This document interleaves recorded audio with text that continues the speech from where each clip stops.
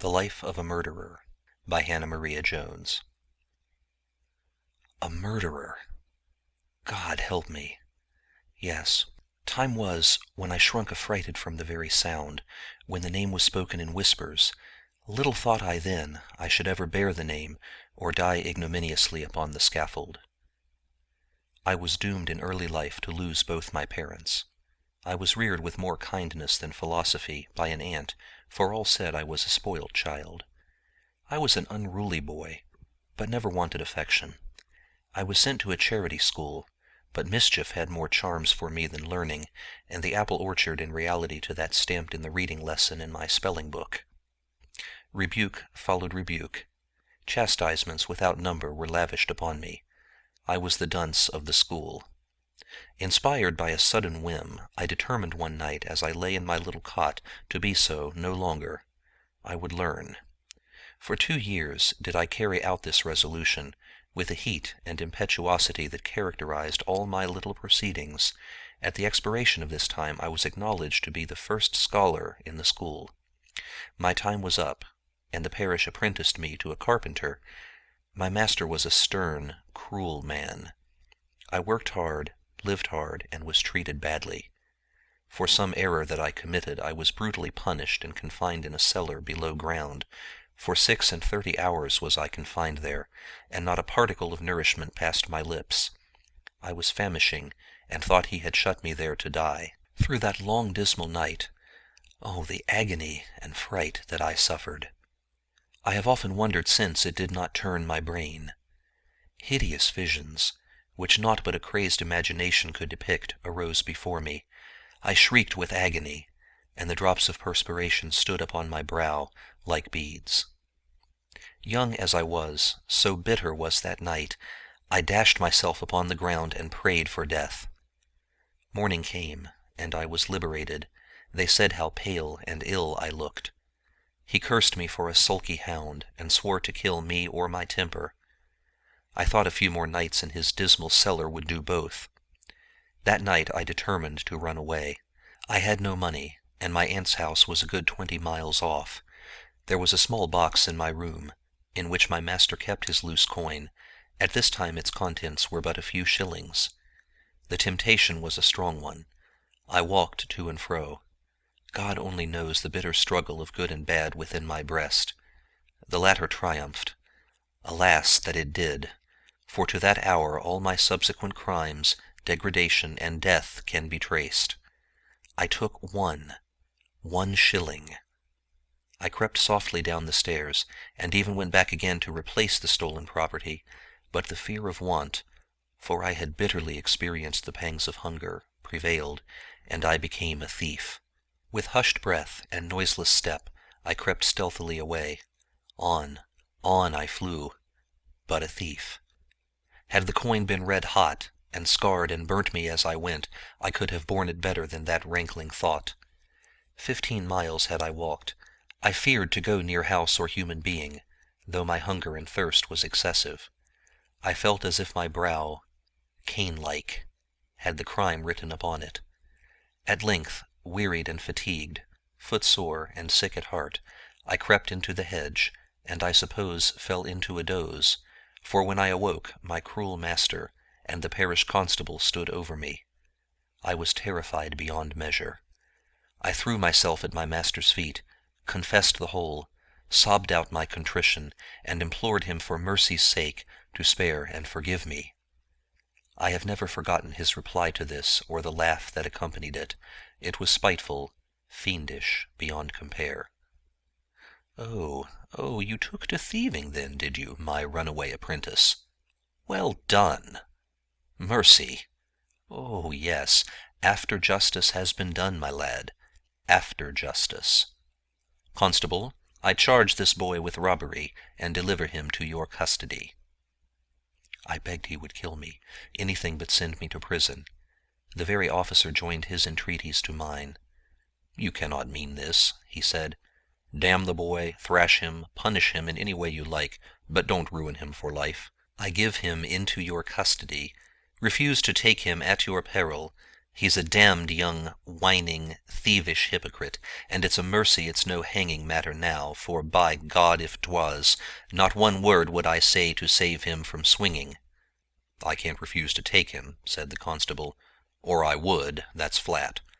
I only say, and think it, and thanks be for it, that you may do as you like, but I would rather have my right hand chopped off than the consequences of this sin resting on my soul and troubling my conscience. Damn your conscience, said my master. With all my heart, said the constable. Some people seem to have no consciences to curse. Yours is a clear one, no doubt, he answered with a sneer. Come along, he said to me, and he dug his nails so deeply into my arm that my shirt was stained with blood, and I cried out, the pain it caused me was so great. Loose the lad, said the constable, sternly. He is my prisoner, and I'll charge you with an assault if you lay another finger upon him. Let him alone.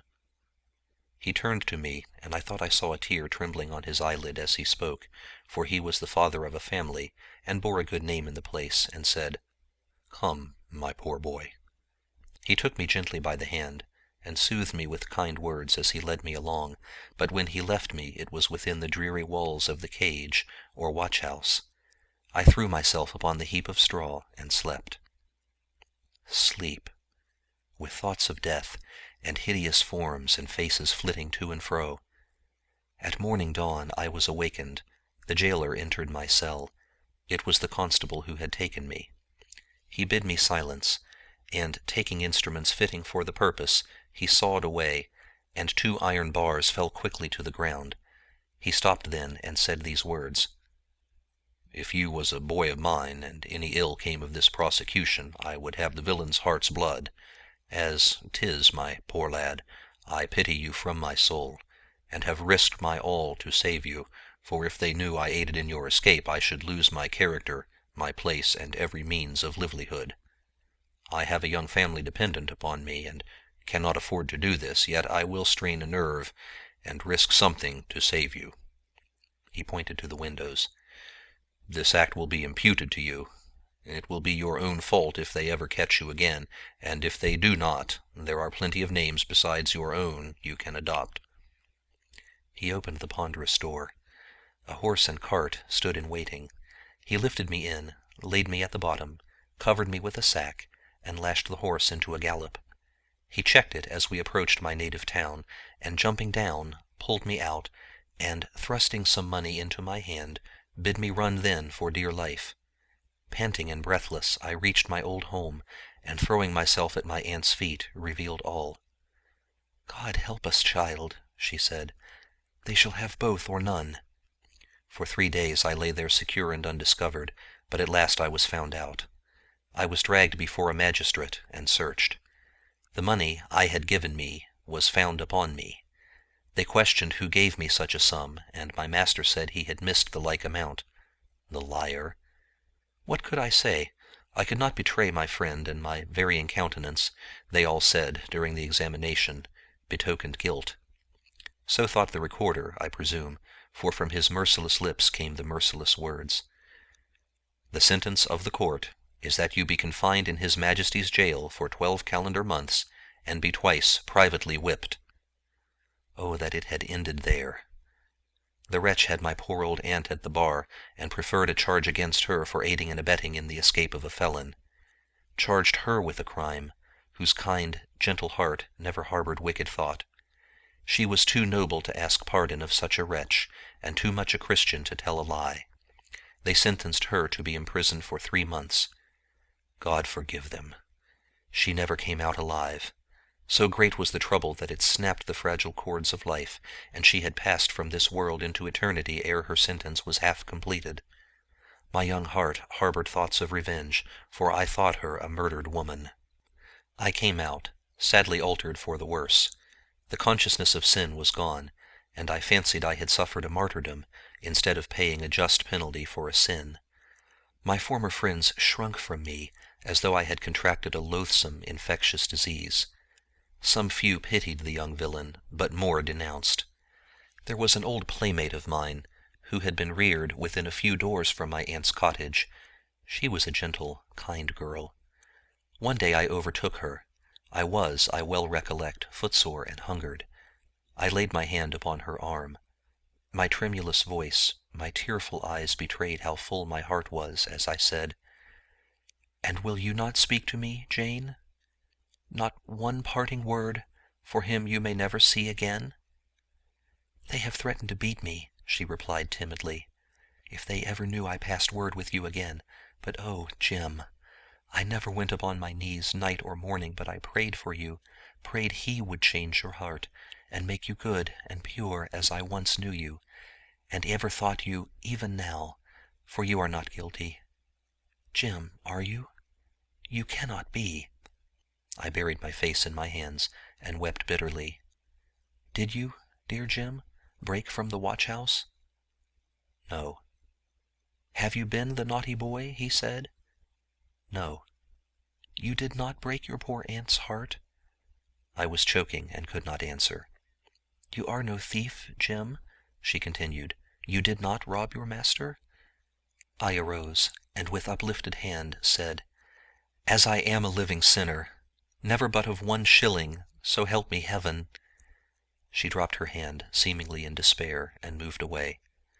"Be not merciless," I implored. "Have you no pity for a misguided boy?" "Oh, yes," she answered. "My heart is full of pity for my dear unfortunate friend, but friendship for a thief I have none." My last friend had left me. Years flew by. I married, and had 1 child. I struggled with her to live honestly, but struggled to live in vain. We had walked many miles that day, with little or no refreshment, for the want of which my wife's milk had dried, and the child was foodless. He sucked her dry breast, and then, apparently in utter helplessness, looked into our faces and uttered the moaning cry of starvation. My God, my sufferings were naught compared to what I felt for my dear, patient, suffering wife and my innocent, unhappy child. It almost drove me mad. I went to the overseer of the parish. I told him we were in the last stage of starvation, that my wife and child were dying by inches. He made me out an order for flour and potatoes. I asked him what I were to do with them, having no place to cook or prepare them. I wanted money to purchase medicine. Potatoes were no food for a dying woman. He told me to leave his house, called me insolent, and threatened to commit me to prison. At that moment, all the bad passions that ever raged in human breast were struggling for the mastery in mine. I shook my clenched fist in the air, and my teeth gnashed together with rage. He drew back affrighted, and well he might, for had he known how near a dreadful death he stood, that haughty tone of his would have been humbled. I went back to my poor wife. She looked into my face. Great God, what a long tale of sorrow, suffering, and privation was exhibited in that one gaze, and all borne without a murmur. Oh, I read in her pale face and sunken eye the fatal inroads want had made upon her otherwise strong constitution, and cursed myself, in the bitterness of my agony, as the author of it all.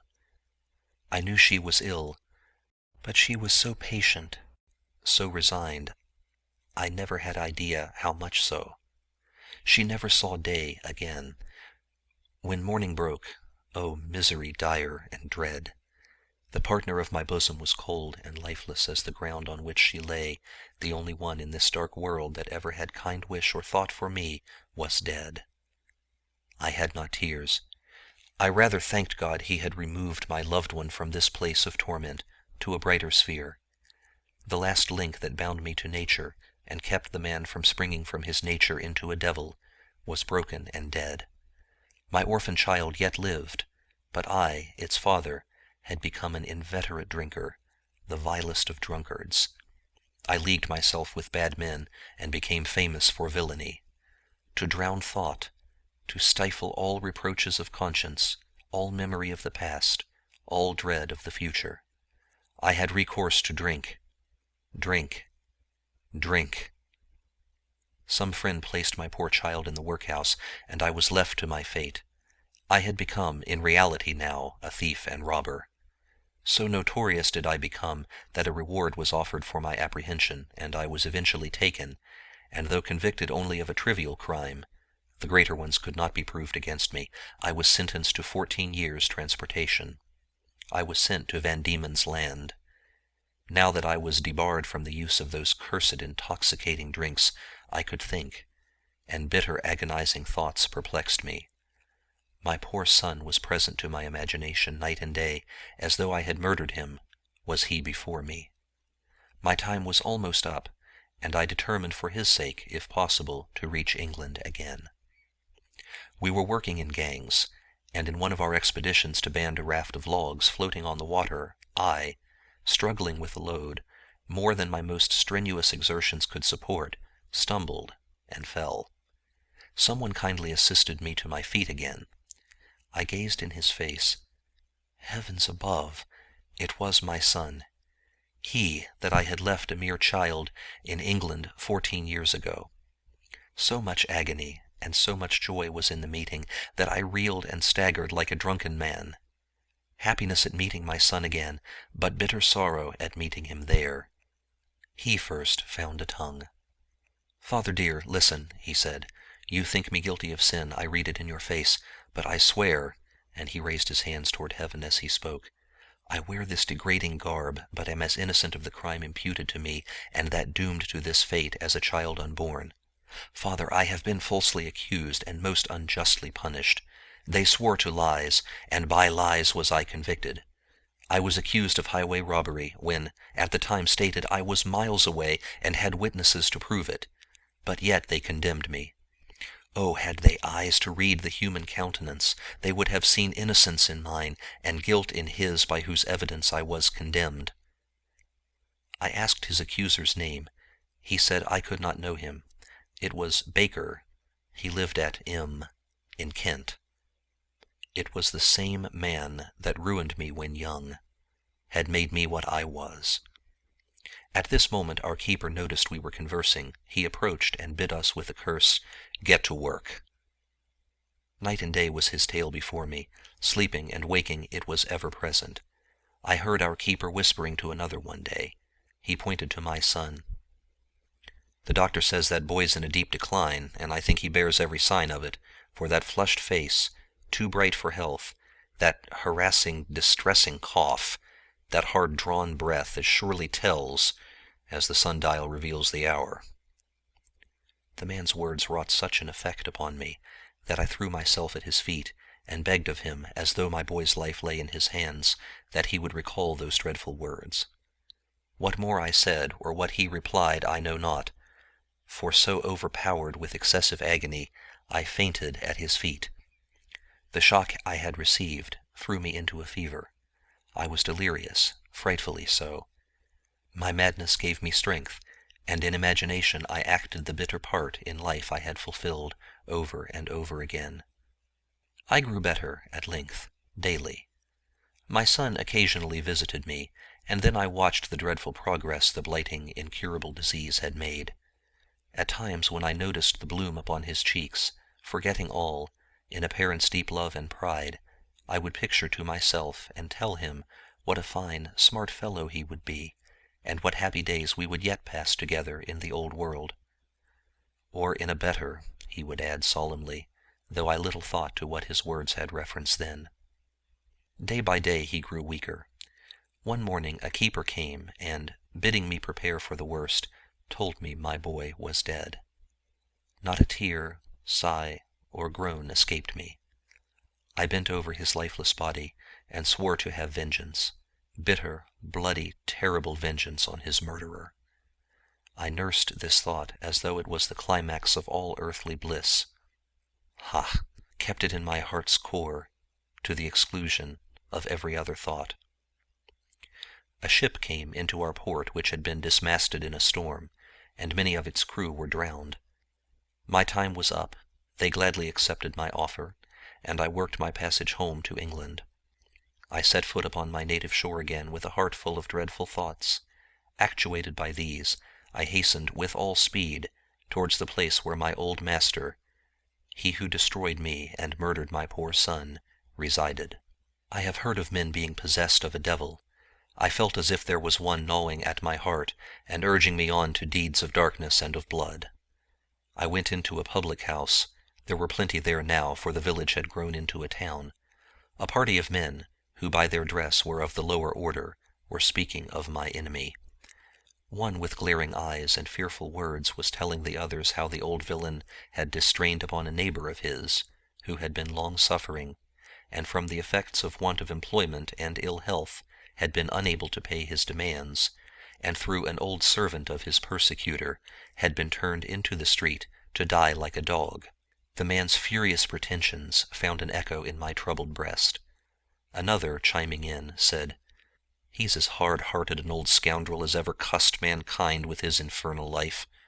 Don't you recollect, mates, how he served poor Jim?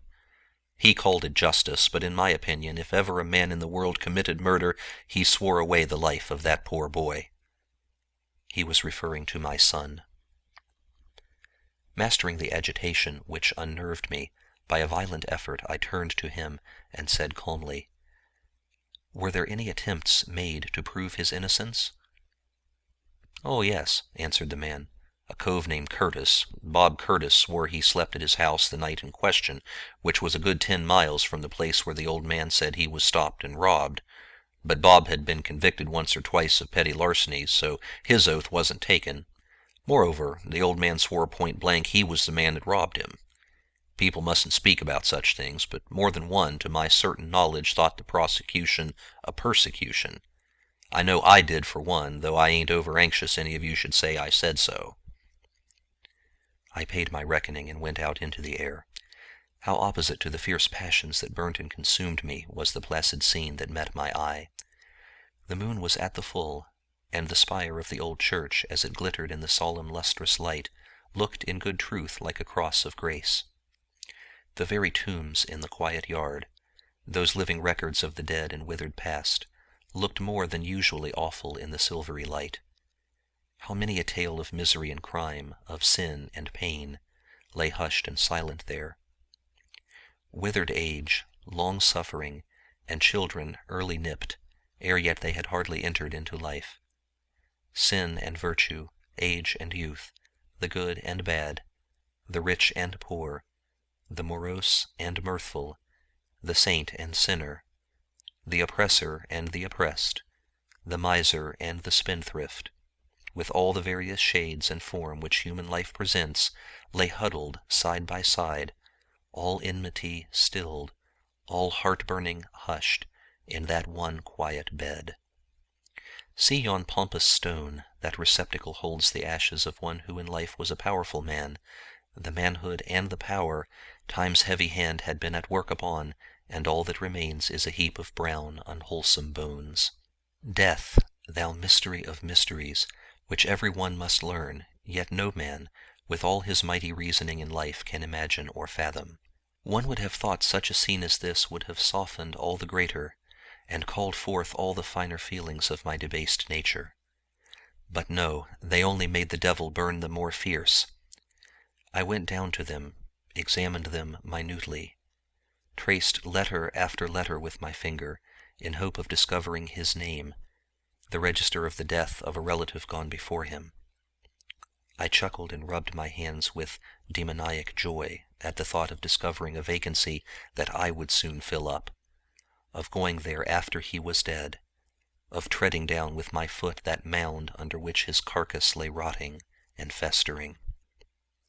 That is a fearful night for the memory to look back upon, a fearful one indeed. I thought of the difference in our situations. He had become a rich and powerful man, and look at me. I went to his house the next morning, under plea of requesting relief. I bound a handkerchief round my head to disguise myself. There was no need of that. Time and care had disguised me enough. He asked me what I wanted, in a stern and unfeeling tone. I answered in a tone as harsh and haughty as his own, "Bread." He told me, "I must earn it. Such lazy villains as I was, if we had our deserts, would be in prison." I answered him, until in his rage he called me an insolent dog, and struck me. One spring like a tiger, thirsting for blood, upon his prey, my hand was upon his throat. All my bitter thoughts came into action now. I pressed, His face grew purple, his tongue hung from his mouth, and his eyes seemed staring from their sockets. The clammy sweat of death bedewed his forehead. 1 minute more, and he would have known the secret of death. But the door was burst open, and the domestics, alarmed by the uproar, entered the room. To release my victim, draw a large Spanish knife from my pocket, and to bare its fearful blade was the work of a moment. Alarmed by my fierce glaring eyes, and the deadly weapon I carried, they drew back, and gave me free egress. Oh, how I laughed! He had suffered the pangs of death, but would suffer death itself the next time. I lingered about the neighborhood for many months, still firmly bent upon carrying my damnable plot into execution. One day I was in a large unfrequented wood. A narrow path ran at my feet, and, walking along with an enfeebled gait and tottering steps, came that devoted old man, alone. With a shout of delight I strode before him, seized him by the collar, and dragged him into the recesses of the wood. I then released him. "Listen," said I, and I detailed to him who I was, and that I had purposely traveled hundreds of miles to execute justice upon the murderer of my son. With a face blanched with fear, with lips quivering from excessive agony, and pale and bloodless, he fell upon his knees, and, in tones that would have moved an iron heart to pity, begged I would not hurl him to the grave unprepared, and his past sins unrepented of, but that I would have mercy, and not bathe my hands in the blood of an old man. Would to God I had listened to his prayer. I drew forth the fatal knife, bared its hideous blade, and brandished it in the air. The old man shrieked with agony. My God, I can dwell upon this scene no longer. One fierce curse, one deadly thrust, one loud cry of despair and agony, a gush of thick lifeblood. The deed was done. He lay at my feet, dead. Now the hideous fantasy had left me. I would have given the world, even my own life, to have healed that gaping wound, and to have put breath into those motionless nostrils. It was too late, alas. Cain's curse was upon me. I was a murderer. I was arrested, tried, condemned. In 2 days I shall suffer the dread death that is executed upon him who sheddeth the blood of a fellow man. God pardon me. My heart is full of grief, overflowing with repentance. Have mercy, Heaven, upon him who was merciless. My kind friend, farewell. The blessing of a grateful heart and of a dying but repentant sinner attend you. Farewell until the verges into eternity. Then, I humbly hope, we shall meet in the promised land of bliss. Once again, farewell. And pray in your passage through life, tell the erring to take the path of rectitude, and forsake the path of death. And to the drunkard speak, thousands beside myself have been untimely hurried into eternity by its instrumentality. Tell them it is the high road to ruin, misery, crime, and death. Farewell. The life of a murderer is finished, and in a few brief hours will be closed in frightful reality.